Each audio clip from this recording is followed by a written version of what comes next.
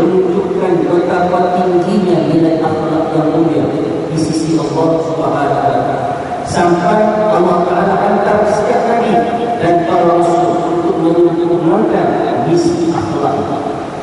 Allah Taala hantar orang lain, Allah Taala hantar manusia terpilih, manusia kepercayaannya untuk membereskan soal akhlak.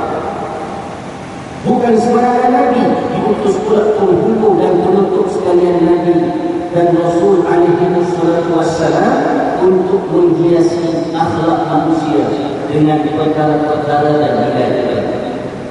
Sebab itulah disebutkan dalam kitab ini sebagai pewaris dakwah Nabi sallallahu alaihi wasallam, kita harus melanjutkan misi penyempurnaan kekuatan akhlak dan menghiasi diri kita dengan akhlak yang mulia sebagai langkah untuk menyebarkan akhlak yang mulia di tengah-tengah peradaban.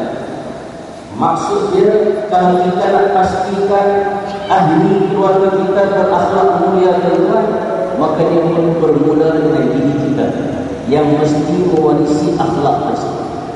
Kita yang menjadikan permulaan akhlak itu di dalam kehidupan berkeluarga. Sebagai seorang bapa, kita menjadi seorang bapa yang berkeluarga, yang berakhlak. Ibu yang berakhlak. Barulah anak-anak dapat mewarnai dan mencermati akhlak tersebut untuk dilakukan dan dilaksanakan dalam kehidupan.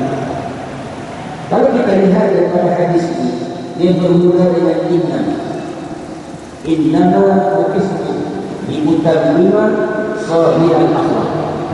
Dari sudut perbahasan lughawi, dari sudut perbahasan bahasa Arab sedikit, kalimah innama ini mendapat komentar daripada para ulama bahasa. Ada sebahagian daripada ulama bahasa menyifatkan kalimah innama ini, kalau dari sudut maksud, hanya saja maksudnya Nabi ini diutuskan tidak ada tugas lain untuk itu saja. Innama, hanya saja aku diutuskan oleh Allah untuk menyempurnakan akhlak yang mulia. Daripada frasa hadis itu menunjukkan kepada kita dari sisi pandangan ulama kelompok yang pertama, mereka menyatakan sesungguhnya Nabi SAW ini memang betul misi pengutusannya hanyalah untuk menyempurnakan akhlak manusia. Yes. Buktinya kita akan tengok sebentar nanti pada hujah mereka. Setiap perkara yang diwajibkan kepada umat Islam, setiap perkara dalam rukun Islam yang 5 itu, kalau kita halusi dan analisis, natijah akhirnya membawa kepada kemurnian akhlak. So tak ada lain, utusan Nabi SAW adalah untuk menyempurnakan akhlak yang mulia. Pada hujah dan juga pandangan kelompok yang pertama. Pada kelompok yang kedua pula, mereka menafsirkan kalimah innama ini bukanlah ada hasr ataupun lafaz yang menunjukkan pembatasan terhadap sesuatu. Di sisi mereka tidak. Bagi mereka, kalimah innama pada hadis ini menunjukkan bahawa akhlak adalah suatu yang sangat penting di dalam agama Islam. Ada lagi benda-benda yang lain yang penting, persoalan akidah, persoalan ibadah, persoalan akhlak, dia kata. So ketiga-tiga entiti ini merupakan perkara penting di dalam kehidupan manusia. Kalimah innama di sini bukan membawa maksud hanya setakat itu, tapi menunjukkan kepentingan. Dari mereka, gaya bahasa ini kita dapat tengok dalam hadis-hadis Rasulullah SAW yang lain. Sebagai contoh, sebuah hadis yang bermaksud haji itu tidak lain adalah wukuf di Arafah. Innamal hajj al-wukufu bi Arafah. Sebuah hadis al-Qamaqal yang menyatakan hanya saja haji itu adalah wukuf di Arafah. Persoalan dia, adakah orang pergi ke Mekah buat haji itu hanya setakat wukuf di padang Arafah pada 10 Zulhijjah? Bukan setakat itu, tapi nak bagi tahu betapa pentingnya rukun Wukuf di Arafah itu merupakan kesempurnaan kepada haji manusia. Ini dari sudut perbincangan bahasa, supaya kita dapat lebih gambaran kenapa Rasulullah SAW menggunakan kalimah innama, ataupun dalam bahasa Arabnya disebutkan sebagai ada faslin, lafaz yang menunjukkan pembatasan terhadap sesuatu. Baik tuan-tuan, yang kedua disebutkan dalam kitab kita ini, sesungguhnya antara misi utusan Nabi SAW yang utama adalah untuk penyempurnaan akhlak.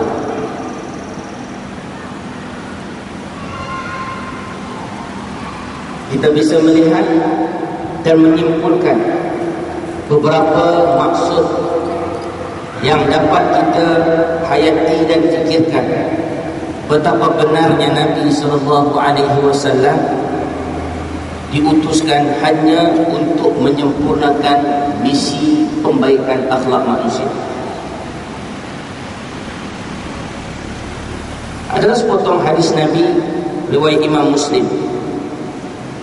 Nabi bersabda, perumpamaanku dengan nabi-nabi sebelumku ini adalah seperti perumpamaan seorang yang membangunkan sebuah gedung ataupun sebuah bangunan.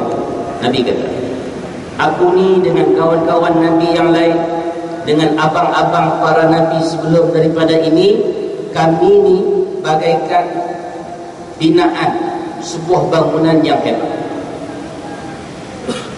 Dia telah menyempurnakan dan memperindahkan seluruh bangunannya, kecuali tempat sebuah bata di salah satu sudutnya. Bangunan lain semua cantik dah, semua sudut indah, kecuali ada satu lubang bata yang belum lagi dimasukkan, yang belum lagi disempurnakan paitung. Ada satu lubang. Nabi kata, lalu orang-orang yang berjalan mengelilingi bangunan yang cantik dan indah itu mengagumi binaan. Tak pernah tengok satu binaan yang cukup baik, yang cukup sempurna.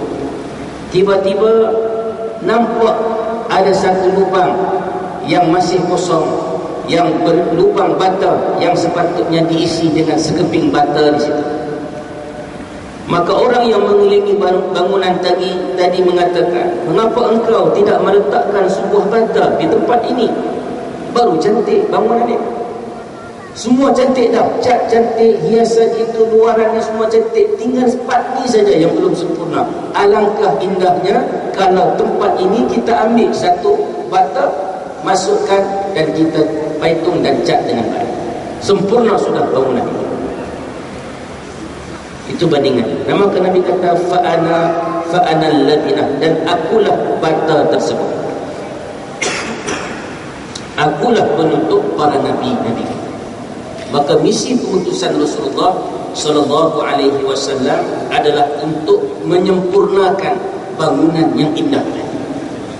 Dan setelah Nabi berada pada sudut tersebut, sempurna sudah keislaman dan juga akhlak manusia, kita yang menjadi umat Nabi SAW pada hari ini perlu membersihkannya daripada noda-noda yang mengotorinya, daripada habuk-habuk yang menutupinya, dan mencegah tangan-tangan jahat daripada merosak dan menghancurkan bangunan Islam.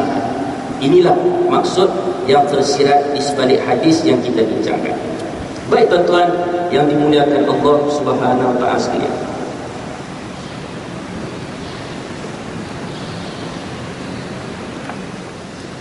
disebutkan juga dalam kitab kita ini,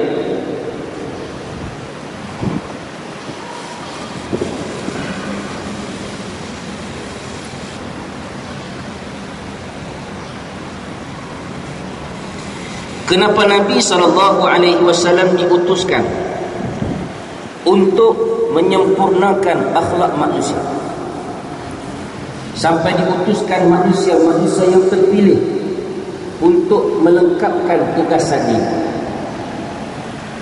Pengarang kitab kita menyebut, dia kata setiap manusia, baik dia seorang yang jahat ataupun seorang yang baik, tetap tersirat dalam diri dia nilai-nilai kebaikan, biar dia jahat macam mana pun. Kadang-kadang dalam dia jahat itu masih terpanggil naluri dia untuk melakukan kebaikan. Bahkan ada orang yang buat jahat tapi niat dia baik pun. Maka Nabi-Nabi ini diturunkan oleh Allah untuk membetulkan balik persepsi manusia terhadap akhlak, terhadap amal soleh. Nabi-Nabi ini diturunkan oleh Allah untuk memperbetulkan sikap manusia dan membetulkan persepsi jangan sampai matlamat kita yang baik menghalalkan cara yang tak dibenarkan oleh Allah. Sebab ini berkaitan dengan akhlak. Ramai orang disebabkan terpengaruh dengan cerita Robin Hood. Kan? Cerita Robin Hood. Bagaimana kisah Robin Hood? Satu orang pencuri profesional zaman dulu-dulu, yang dia ni curi, bukan curi harta orang miskin, dia curi harta Duchess ataupun Duke of Kent yang ada di zaman tu. Kerja dia masuk rumah-rumah orang kaya ni, yang berada-berada ni, yang menindas dan menghambakan manusia-manusia yang lain, dia pergi curi di rumah orang. Niat dia baik, dan duit yang dia dapat bukan dia guna untuk diri dia, tapi dia guna untuk orang-orang miskin di kampung. Dia dianggap hero, dia dianggap wira dalam masyarakat. Tuan-tuan, kalau kita tengok daripada kisah tersebut, manusia seumpama Robin Hood ini, dia penjenayah, dia buat benda jahat, tapi terselit dalam hati dia nak buat kebaikan untuk orang kampung dia. Walaupun niat dia baik, tapi Islam kata kau tetap mencuri, perbuatan itu salah. Maka Nabi-Nabi diutuskan oleh Allah walaupun memperbetulkan pemikiran manusia yang sebegini. Jangan kerana hanya kita nak buat baik, kita mengabaikan semua ketetapan hukum yang telah ditetapkan oleh Allah Subhanahu Wa Taala. Betul. Maka Nabi-Nabi diutuskan oleh Allah untuk memperbetulkan salah faham. Sebab setiap manusia ada nilai kebaikan.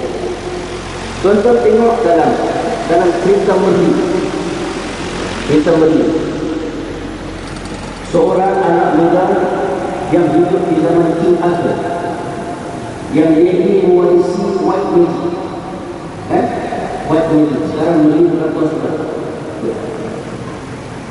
Ilmu sihir, ilmu yang paling dalam Islam, ilmu yang diharamkan. Biar kau white ke, biar kau gold ke, biar silver ke, asal namanya magic, biar yang ilmu sihir yang dilarang dan tak dibenarkan dalam Islam.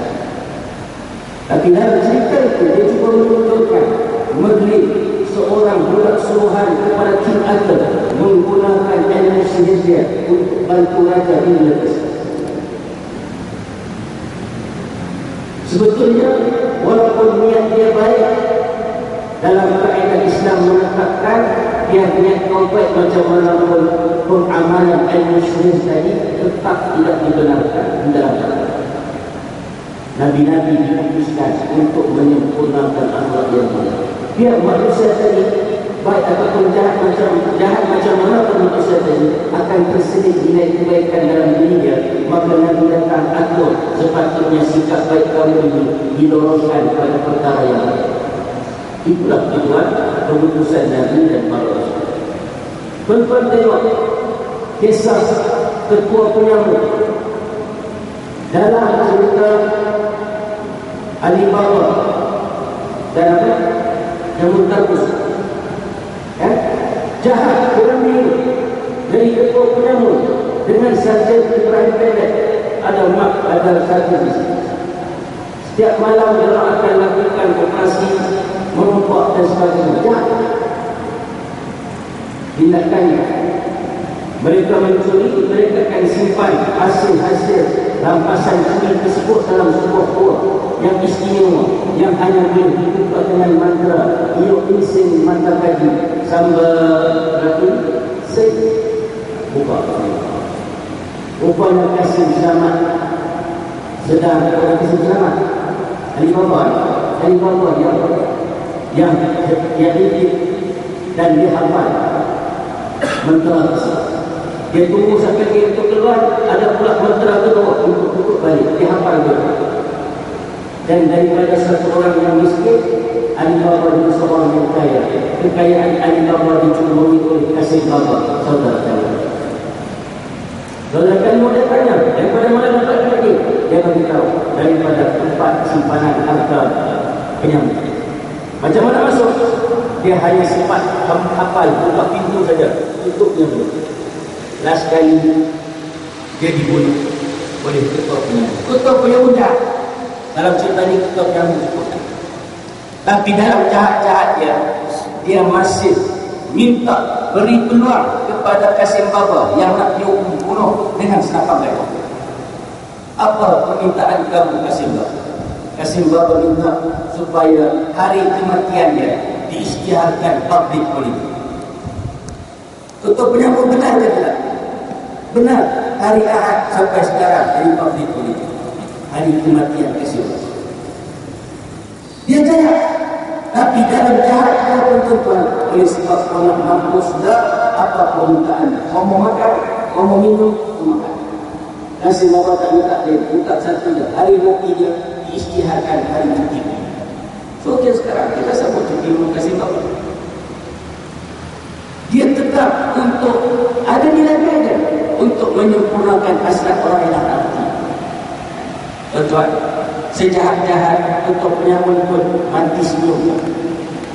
Bila Alibaba tanya, awak sebelum ini mati dalam iman. Nampak?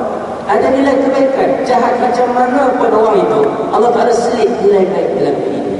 Maka Nabi ini diutuskan oleh Allah. Nabi kata, kalau begitu lebih baik kamu atur nilai kebaikan itu pada tempat yang sepatutnya. Disebabkan setiap orang ada potensi untuk buat amal baik, maka lorongkan dia pada lorong yang sepatutnya. Sebab memang orang terbaik tinggal lagi kecenderungan untuk lakukan perkara-perkara dosa dan maksiat, menyebabkan mereka kalah dan tewas. Tapi dalam setiap diri orang ada nilai baik. Tuan-tuan, seorang wanita penzina disebutkan dalam hadis Riyadhus Shalihin, balik daripada kerja malam dia, habis shift dia, pagi itu awal pagi dia balik ke rumah dia. Dalam perjalanan dia bertemu dengan seekor anjing yang kehausan. Apa dia buat kepada anjing ini? Dia ambil air daripada sumur, timba, masukkan dalam capal dia, dalam selipar dia. Anjing tadi menjilat air tadi dengan sampai binang. Akhirnya dengan sebab baik yang dia buat, Allah Ta'ala berikan jalan yang setimpal. Manusia jahat macam mana pun ada nilai baik.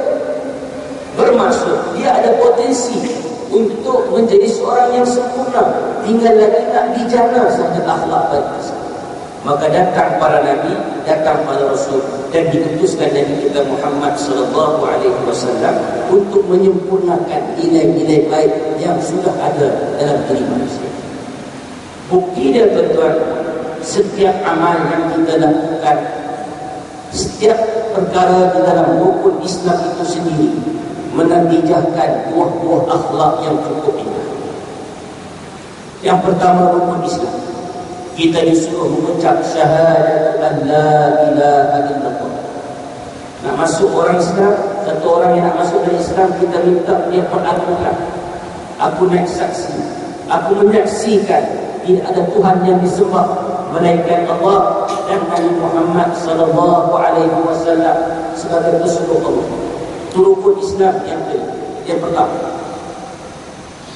Baik tuan, apa buah akhlak yang terhasil daripada ucapan syahadah yang kita nyatakan ini? Dapat kita lihat dalam catatan sejarah.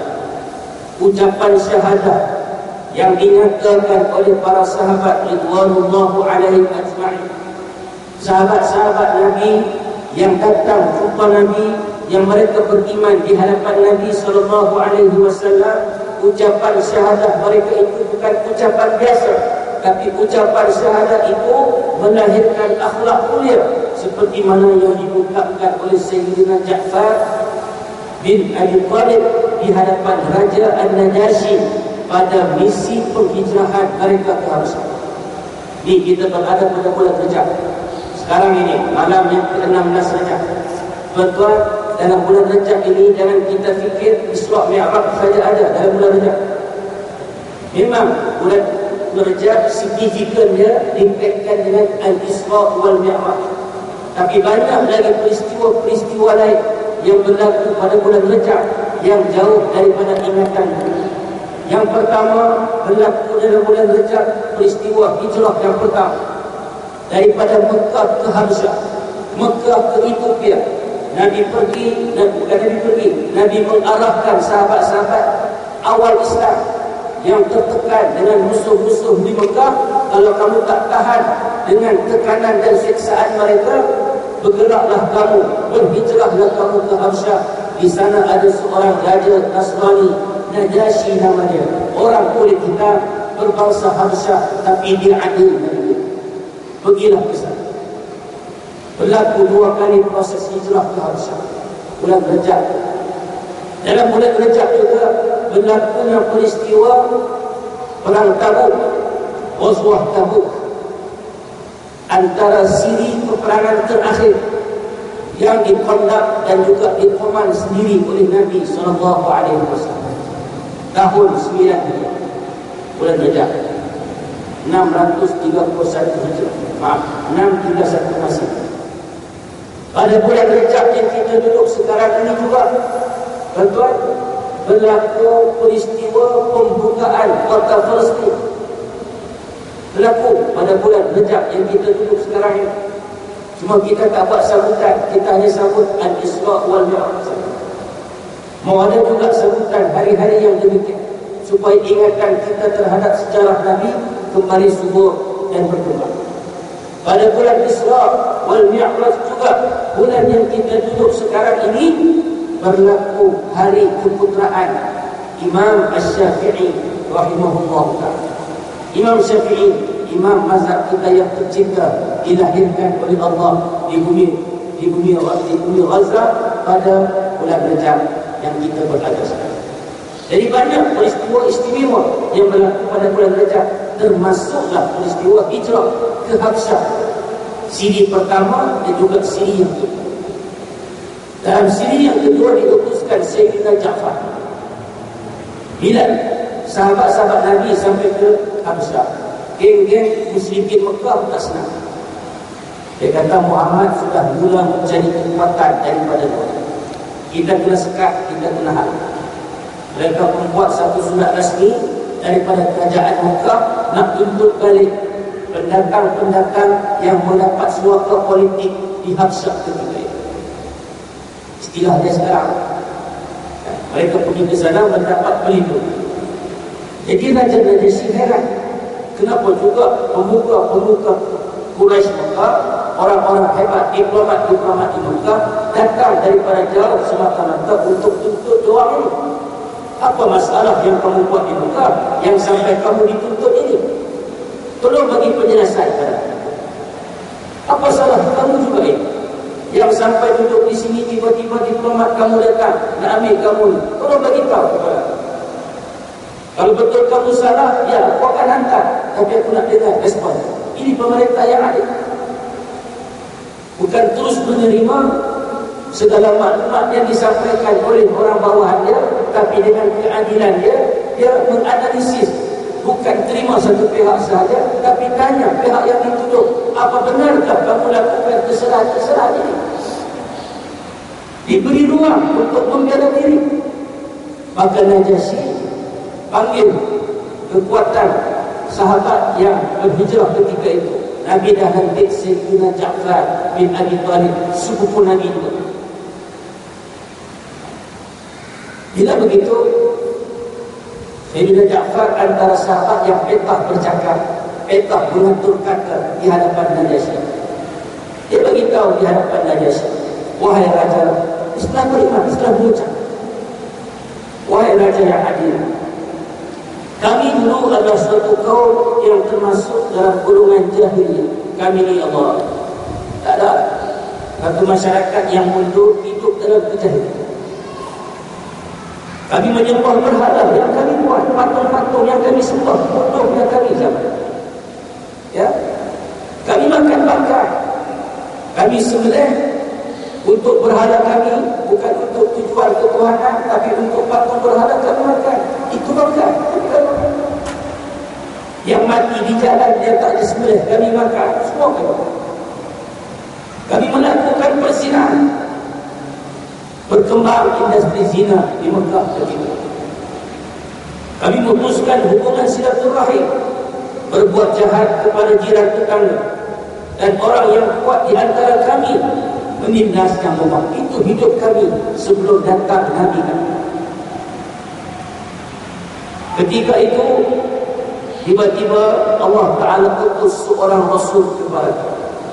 Rasul itulah Muhammad, yang kami kenal keturunan, yang kami tahu kejujuran dan akhlaknya, kami tahu amanah dan kebersihan. Muhammad yang dituduh oleh orang ini, Muhammad ini mengajar kami untuk menyembah dan mengesahkan Allah semata-mata. Muhammad ini suruh kami tinggalkan patung berhala. Muhammad ini suruh kami untuk jujur dalam berbicara. Muhammad inilah yang menganjurkan kepada kami untuk menunaikan amanah. Tuan-tuan, rangkaian akhlak-akhlak baik, rangkaian akhlak-akhlak mulia yang dinyatakan oleh Sayyidina Ja'far kepada Raja An-Najasyi, ekoran setelah mereka menyatakan iman kepada Allah Subhanahu wa taala. Nabi kami Muhammad tak suruh kata lain. Dia suruh untuk berbuat baik kepada jiran tetangga, akhlak. Dia suruh kami menahan diri daripada hal-hal yang diharamkan, itu akhlak. Dia suruh kami tahan tangan, jangan sampai menumpahkan darah, itu akhlak. Takkanlah kerana kami ikut orang yang baik, orang yang soleh ini kami salah pada pandangan kami. Ini hujah Sayyidina Ja'far bin Abi Talib di hadapan Raja Najasyi. Dia larang kami buat zina, berkata dusta, memakan harta anak yatim, dan melemparkan tuduhan zina kepada orang yang benar. Akhirnya tuan, hujah demi hujah yang dinyatakan oleh Sayyidina Ja'far mengikhlas, melembutkan hati Raja Najasyi. Kalau begitu kamu punya baik, pemimpin kamu pembaik, tak apalah, kamu diam-diam saja lagi dihabiskan. Baliklah doa, walaupun doa bawa dengan harta, dengan hadiah yang menarik tuan, tapi Raja Najasyi kata, minta maaf, aku tak terima, aku berkaya. Ini poin dia. Kesan daripada ucapan syahadah. Sahabat Nabi mengucapkan syahadah yang sama, kita mengucap syahadah yang sama. Kalau sahabat Nabi merasakan betapa aura syahadah itu menghasilkan akhlak-akhlak yang mulia, kenapa tidak kita yang juga mengucapkan syahadah yang sama, tidak merasakan kemanisan akhlak yang lahir daripada ucapan syahadah yang indah? Itu yang pertama. Rukun Islam yang kedua, kita disuruh untuk melakukan ibadah salat. Rukun Islam yang kedua, apa kena mengenal kait ibadah salat yang kita lakukan dengan pembaikan akhlak. Allah Ta'ala nyatakan dalam surah Al-Ankabut ayat 45, Inna salata tanha 'anil fahsya'i wal munkar. Sesungguhnya kalau kita lakukan betul-betul ibadah sembahyang tadi, dia akan mencegah kamu daripada melakukan perbuatan-perbuatan keji dan juga perbuatan-perbuatan munkar. Kalau betul kita sembahyang, kalau betul kita menghayati maksud kita berada di hadapan Allah ketika itu, maksud kita sebut Allahu Akbar, kenapa tak sebut kalimah lain? Allah Maha Besar. Kenapa dipilih lafaz itu sebagai takbiratul ihram? Menunjukkan bahawa di hadapan kita itu adalah Allah yang Maha Besar, yang Maha Agung, yang Maha mengatasi segala-galanya. Kita cukup kerdil bagi hadapan Allah. Sebab itu angkat tangan itu macam ni. Kita sembahyang surrender pada. Bila kita tengok orang angkat tangan macam ni dalam kehidupan biasa,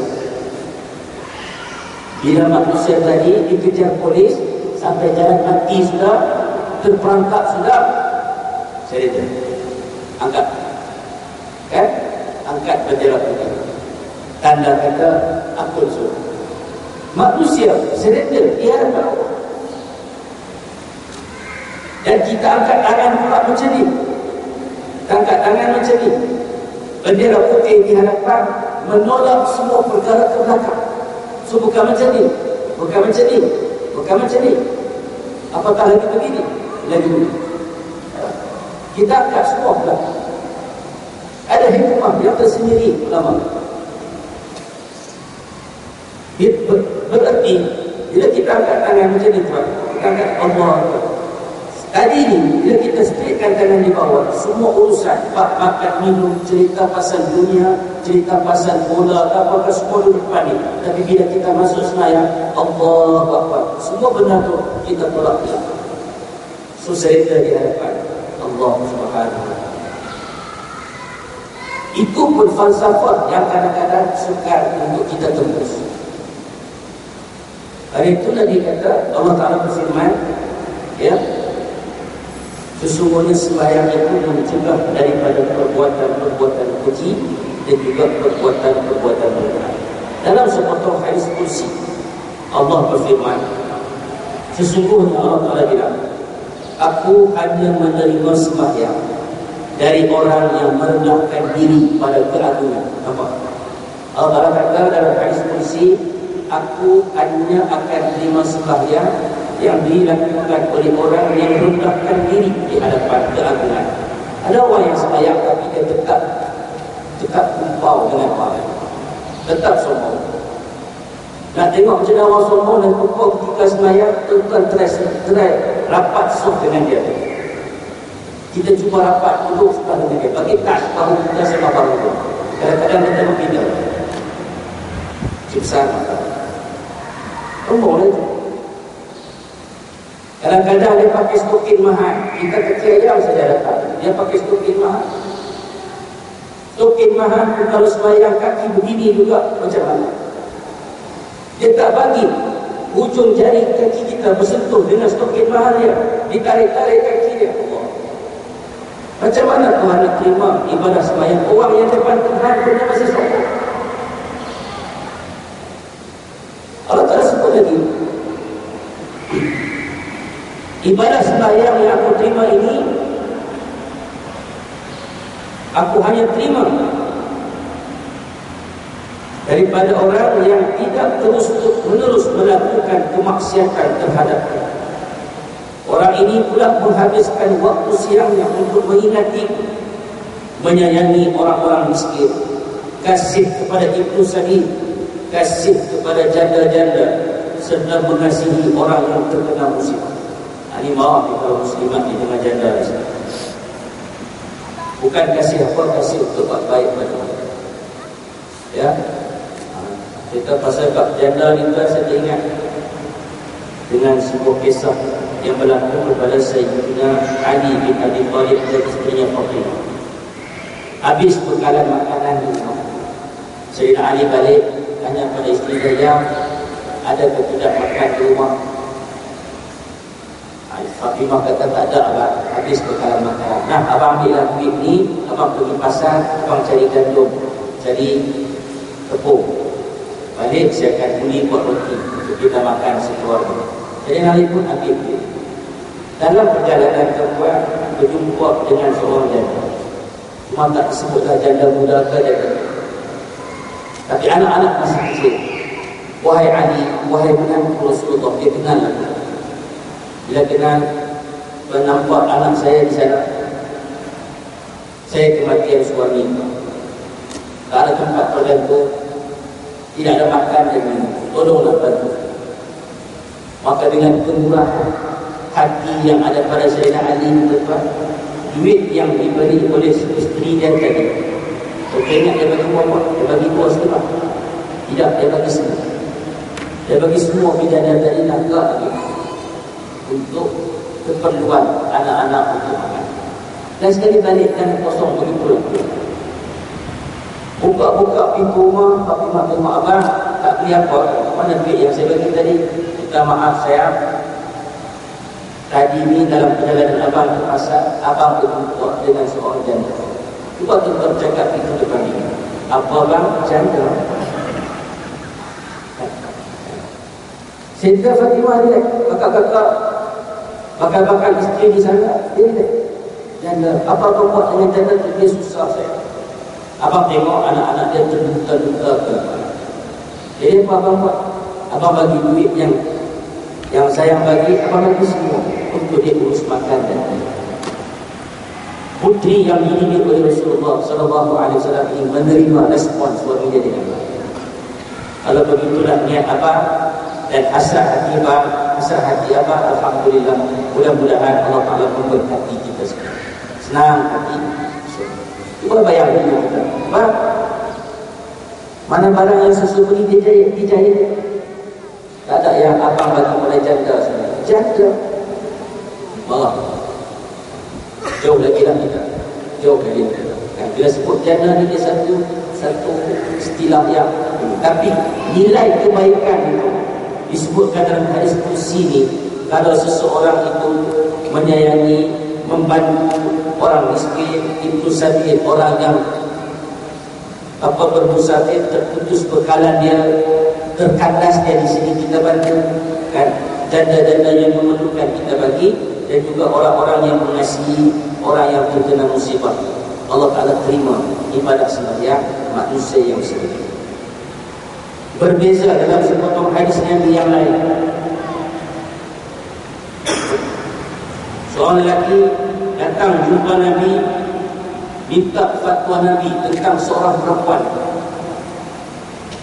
Ya Rasulullah, dia kata kami kenal seorang perempuan yang dia ni banyak betul sembahyang, amal soleh kita. Siangnya dia puasa, malam dia sedekah, nanti malam dia lakukan sembahyang, bersedekah lagi. Cuma satu saja dia ni, sahabat Nabi dia suka mengganggu jiran tetangga. Dia suka mengadu domba, menjadi batu api, fitnah, gosip itu ini sesama jiran. Nanti dia lihat. Dia ni satu, lain TikTok, cuma dia ni mengganggu jiran dengan kejahatan mulut. Apa respon Nabi? Dengan lidah Nabi jawab, dia berada di neraka. Nabi sebut dia. Sahabat tadi minta tanya fatwa. Orang yang kedua pula, ya Rasulullah, kami kenal pula seorang wanita yang dia ni terkenal sikit saja sembahyang, puasa pun sikit-sikit saja. Kalau sedekah pun sepotong keju saja, kedekutnya. Hajar bakhilah dah baik. Sedekah sikit je, sepotong keju. Sembahyang pun sikit, puasa pun sikit. Namun dia tak pernah menyakiti jiran tetangga dia. Nabi jawab terus, dia berada di dalam syurga. Nampak? Betapa kaitan relation antara ibadah sembahyang yang kita lakukan dan juga dengan akhlak. Ada kaitan. Tak ada guna ibadah yang kita lakukan kalau tidak menghasilkan buah-buah akhlak yang murni dalam hidup. Tuan-tuan, Nabi memperluaskan maksud sedekah. Nabi memperluaskan maksud melakukan kebajikan kepada manusia. Jangan kita fikir sedekah ni hanya dengan duit. Tapi bagi yang berkemampuan itulah yang terbaik. Tapi bagi yang tak mampu dengan duit apa? Nabi perluaskan konsep sedekah supaya semua orang mampu untuk melaksanakan sedekah yang simpel ini. Tabassumuka fi wajhi akhika sadaqah. Senyuman kamu di hadapan saudaramu itu adalah sedekah. Senyum. Nak senyum bukan susah. Cuba tuan-tuan sebut A, B, C. Sebut A, B, C. Smile lah. Kadang-kadang ada orang susah untuk ketat jadi bukan dia bila di hadapan kamera. Anaknya buat gambar senyum bayi hari raya bayi ketat sama muka bapak. Jadi nak suruh bapak tu senyum sudah sebut A, B, C. Sebut saya A, B, C. Tersenyum, terukir kepada. Tapi ada juga pengantin baru sewa fotografi mahal-mahal 300-400, kameraman tu senyum babak, dia tak senyum. Pengantin baru. Kenapa tu? Sebab rompong gigi depan. Jadi kadang-kadang kita jangan cepat. Kadang-kadang kita jumpa satu orang dia nak senyum jelek betul. Sudah jelek, bukannya nak senyum lagi, tambah jelek. Apa ada sebab barangkali dia tak senyum? Kan? Ada sebab barangkali dia tak senyum. Sebab gigi dia tak. Jadi dia malu nak senyum. Kan? Kena pula isap suria, udang garam, itu semua bikin hancur gigi. Kan? Baru usia 20 tahun tapi isap suria umur 15, umur 20 tahun rompong sudah gigi. Susah kalau nanti bila kenduri kau senyum bang, tak bukan. Lagi senyum juga ada pecah. Kan? Ketawa habis satu dewan. Banyak patut dia tak senyum. Rugilah bayar 300-400. Jadi kita pun jangan cepat salah sangka kalau orang tu lambat senyum sebab dia mungkin rompong gigi. Jadi kalau tuan-tuan tak mau dianggap rompong gigi dia, orang senyum. Kan? Dia orang bilang gigi nak ada. Kan? Nabi sebut lagi, maksud sedekah ini amal ma'ruf nahi munkar. Tak ada duit, gigi pun tak ada senyum, malu, tapi ada lidah untuk bercakap benda baik, untuk tegur, beri nasihat yang baik-baik, cegah kemungkaran. Itu sedekah. Petunjuk yang kau berikan kepada orang yang tersesat di jalan. Nampak satu orang masuk taman kita, masuk kampung kita, lorong kita, sekejap dia mundar ke depan, sekejap dia balik ke belakang, macam mencari satu-satu alamat. Kita tunjukkan alamat yang betul kepada dia, tunjukkan tempat yang betul kepada dia. Itu sedekah. Kalau kita betul-betul tahu tempat tu lah. Kalau Arab Mesir tuan-tuan dia tak kisah.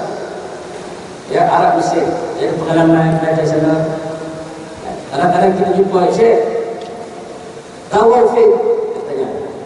Tawafin, tawaf tu disabaklah. Fin tu fi aina, tawaf tu di mana? Dia bagi tahu. Us tawaf, us ala tariq, us yamin fi shimal. Dia begitu saja. Walhal mana tawaf di sana apa? Dia tipu kita. Dia nak bagi tahu, dia tak mau kata dia lekeh depan kita. Dia tetap bagi tahu jawapannya. Walhal menipu.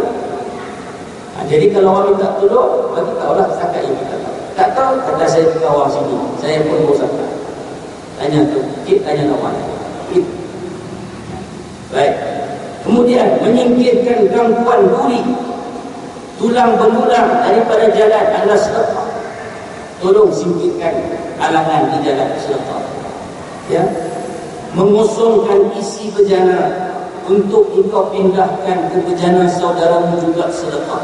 Ini suasana ini tak ada di tanah air. Kalau di negara Arab, di persimpangan jalan dekat dengan setiap bus stand itu, di sana dia sebut ada air musabbal, air sabir. Dia ada buat satu pasu tembikar begitu. Dalam tembikar itu ditaruh air. Adalah keluarga-keluarga tertentu, dia akan ambil air daripada rumah dia akan masukkan air dalam kendi tadi, dalam tembikar tadi. Guna dia apa? Untuk orang-orang yang kehausan di simpang jalan, di jalan kaki, dia boleh minum air daripada kendi tersebut. Yang tunggu bas lama-lama boleh minum air daripada situ. Jadi cara dia orang, Nabi kata, kan, mereka akan segera kosongkan air daripada bekas tadi. So bila kosong, top up air yang baru. Siapa-siapa yang top up air yang baru, orang itu juga melakukan sedekah. Dan menjadi pemandu bagi orang yang buruk penglihatannya juga sedekah. Kan, tuan-tuan tengok iklan di satu tu pakcik pakai baju kuning, sebagai songkok tinggi, tebil-tebil, berlintas jalan. Pakcik nak ke mana ni? Pakcik ni nak ke seberang nak, tapi pandangan pakcik tak nampak. Kan? Yang orang heran tu, dia punya jauh rumah dia, sampai ke situ sudah. Nak tahu lagi berlintas jalan. Boleh nak? Tapi iklan makan, tak nama dia iklan. Kan? Orang kata, jauh rumah dia tu, sudah sampai di sini jalan tu, pakcik tak nampak jalan tu. Kan? Okeylah pakcik, saya pun tolong lintas jalan. Nak bagi tahu moral of the story dia, tolong pimpin orang betapa, orang yang susah melintas jalan, kita tolong biar dia macam mana sekali. Itu semua adalah sedekah yang diperkembangkan sekupnya, yang diluaskan sekupnya oleh Nabi SAW. Lepas saya nantikan, saya nak jawab beberapa soalan yang masuk dalam SMS saya. Ya, kalau ada soalan lisan, lepas insyaAllah. Soalan pertama, Ustaz, berdosakah seorang isteri? Dia tulis is nombor 3. So isteri. Saya berdosa isteri singkatan. Orang rumah saya dia tak panggil, dia tak mau saya sebut dia isteri. Abang jangan panggil saya isteri. Abang kalau nak tulis is one. Satu. Saya kata okey lah, terima lah permintaan dia. Tapi sini tulis isteri. Berdosakah seorang isteri lari daripada rumah kerana tak tahan dengan suami dia yang kuat memukul? Berdosakah isteri lari daripada rumah kerana tak tahan dengan suami dia yang kuat memukul? Persoalannya isteri lari ke mana? Isteri ni lari ke mana? Bila suami kuat memukul kakak-kakak, ada peruntukan. Kita ada hak untuk mempertahankan nyawa dan juga kebadan kita. Maka situasi darurat tadi mengizinkan isteri tadi untuk meninggalkan rumah dengan sengaja. Tapi pergilah ke tempat yang sepatutnya. Pergilah balik polis. Pergi balik polis dalam keadaan kesan pukulan tadi ataupun darah ke apa keadaan, buat report polis. Buat report polis, sudah ada satu statement, barulah dengan statement polis tadi kita pergi ke pejabat agama. Maka isteri ada hak untuk tuntut fasakh, untuk tuntut cerai disebabkan tindakan ganas lakinya. Kan? Bila kaunselor pejabat agama tanya, tak tahu ke suami kakak ni seorang ahli gusti? Kita kata tak tahu. Kan? Masa bercinta dulu, lembut betul ke suami saya ni? Asal mau tidur saja, hantar kes. Tak tahu kata dia jahat. Bila berkahwin ni rupanya ahli gusti, undertaker. Macam mana? Yalah, masa mencintakan semua bagus, masa cinta cantik, tapi bila anak masa itulah. Jadi kakak-kakak, soal isteri-isteri ada hak. Kan suami dah tanda orang yang didesain 10 muka surat sign. Dengan syarat ada surat polis, pejabat agama buat tuntutan, buat aduan, ada hak untuk berpisah daripada suami yang panas barat. Ya.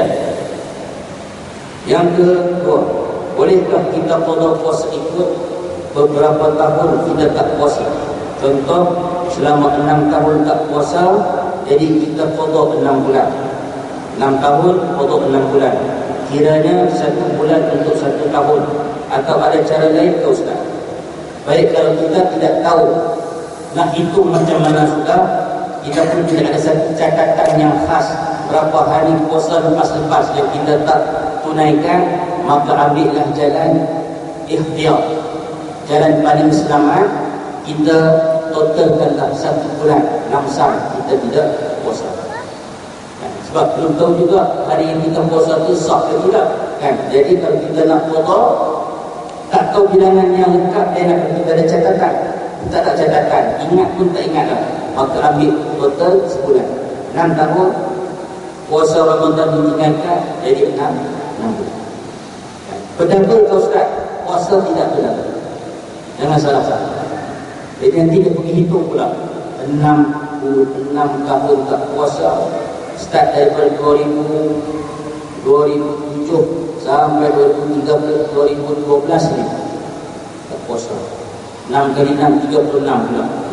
36 bulan mengganti puasa saja. Belum tentu habis itu mati. Kan? Jadi bayar setakat hutang. Puasa tidak ada istilah double. 6 bulan tinggal kadar dengan 6 bulan. Cuma cara dia tengok balik kalender tahun itu. Contoh tahun 1430 Hijrah dulu. Umat Islam zaman itu puasa 29 ke puasa 30. Cek balik kalender Hijrah. 1431 Hijrah. Umat Islam pada masa itu puasa 30 ke 29 hari. Kita ambil hitungan itu. Bagi kes yang kita tak tahu bilangan hari, ambil langkah ikhtiyar.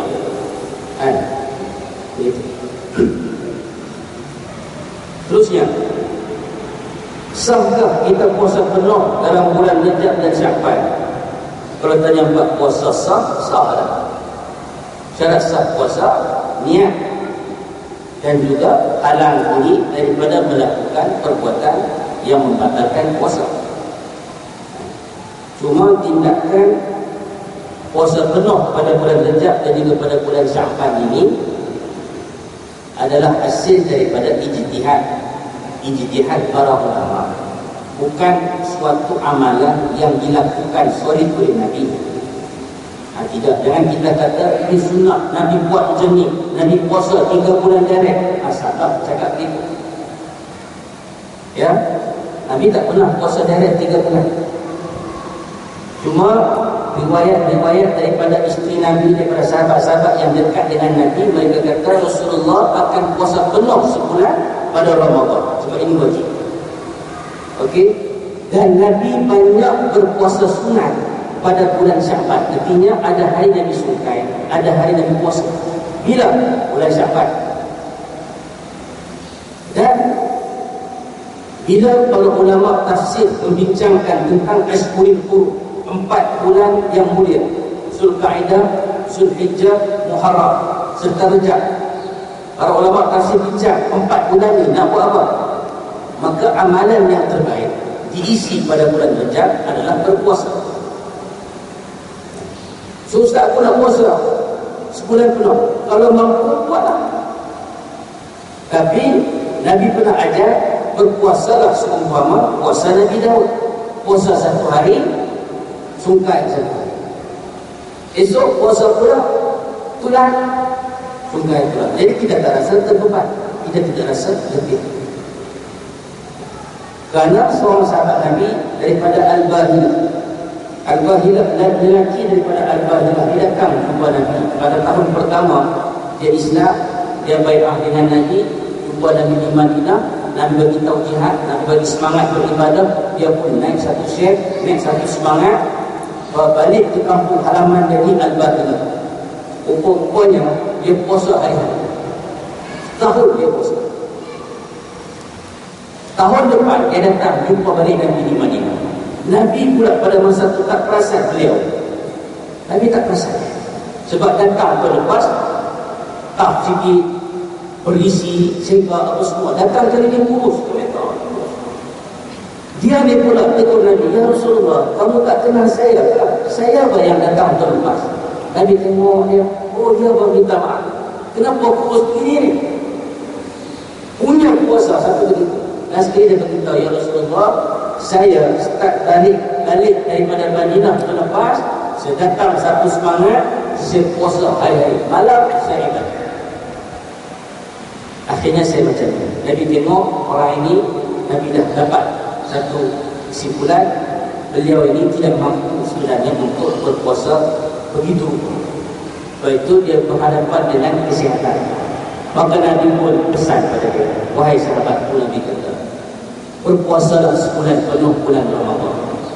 Tapi kalau kau nak puasa sunat, Nabi kata, ambillah 1 hari pada setiap bulan. Nabi tegur dia lah, nampak settle sangat, nampak over sangat ni. Nabi tegur sikit. Kawan yang biasa puasa setahun dia, tiba-tiba Nabi suruh puasa 1 bulan Ramadan penuh, lepas tu ambillah 1 bulan sehari. Dia rasa Nabi underestimate dia. Ya Rasulullah, takkanlah boleh puasa setahun dah, tiba-tiba suruh puasa sehari sebulan pula. Nampak lepek sangat. Tambah sikit lagi, tambah sikit. Nabi kata, kalau gitu kau ambillah 2 hari. Dia rasa masih underestimate dia. Nabi kata, ambillah 3 hari. Dia tak mau juga. Last kali Nabi kata kepada dia, akhir hadis Nabi kata, kalau kau nak puasa juga, puasalah seumpama puasa Nabi Daud. Puasa sehari, esoknya berbuka, esok puasa pula Saumi Daud. Puasa Nabi Daud adalah puasa yang betul. Ya. Kalau tuan dah sekuat nak puasa 3 bulan direct, dia silakan. Takut Ramadan Rajab bukan main lagi puasa. Sya'ban puasa, masuk Ramadan sakit, nak puasa apa tak boleh. Sedangkan itu wajib kan? So tengok keadaan. Tuan-tuan boleh nilai kualiti kesihatan masing-masing. Soalan ketiga dan terakhir, kucing mati belum kuburkah bagi Ustaz?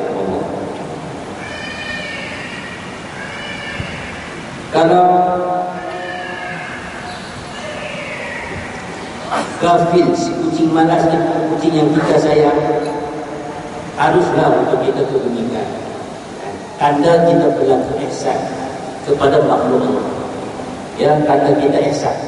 Ihsan kepada Islam ajar kita untuk berlaku ihsan terhadap manusia, terhadap makhluk Allah yang lain. Maka kita sayang dia, kita kasih pada dia, dia kawan peliharaan kita, kan, maka kita boleh kebumikan dia.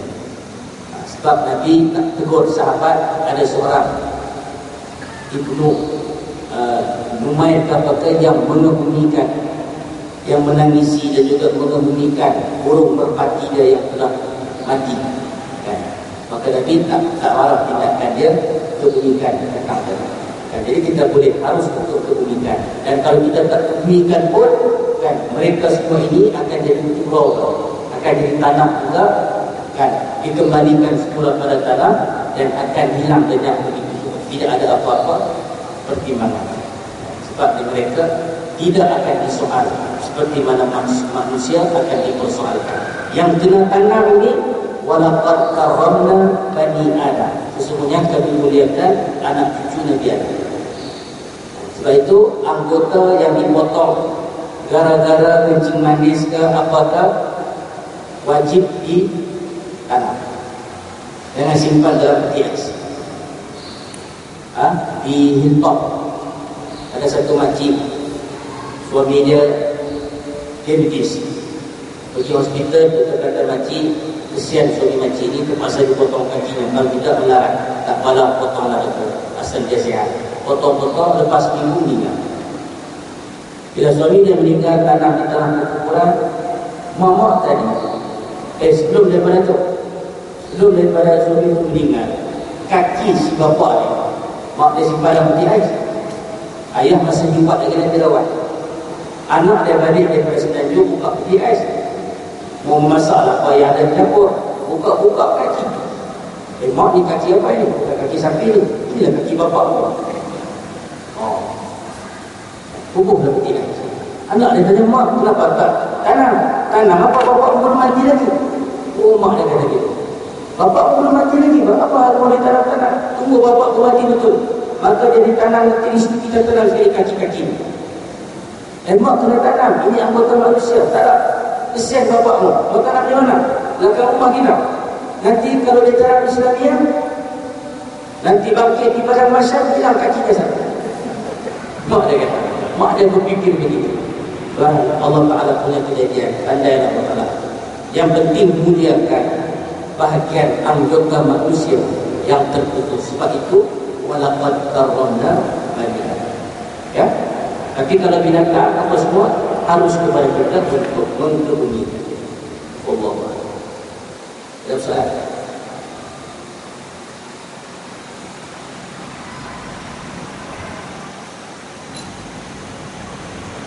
Okey, dan insyaAllah dalam kesempatan depan kita akan sambung bagaimana penerapan hukum hakam Islam dari sudut perundangan syariat Islamiyah, dari sudut pelaksanaan hudud, dari sudut pelaksanaan ta'zir dan juga qisas untuk menjaga kemuliaan akhlak. Ada dibahaskan di sini insyaAllah. Jadi kalau tiada, kita tutup dengan istighfar dan surah Al-Asr. A'udzubillahi minasyaitonir rajim. Bismillahirrahmanirrahim. Subhanakallahumma wa bihamdik, asyhadu an la ilaha illa anta, astaghfiruka wa atubu ilaik. Bismillahirrahmanirrahim. Wal 'asri innal insana lafi khusr illa alladziina aamanu wa 'amilus shalihaat wa tawassaw bil haqqi wa tawassaw bis sabr. Allahumma shalli 'ala sayyidina Muhammad wa 'ala alihi wa sahbihi wa sallim. Allahumma ij'alna shakira wa ij'alna shakura wa ij'alna fi a'yunina shakira wa fi a'yunina sabira. Wa sallallahu 'ala sayyidina Muhammad wa 'ala alihi wa sahbihi wa sallam. Walhamdulillahi rabbil alamin. Assalamualaikum warahmatullahi wabarakatuh.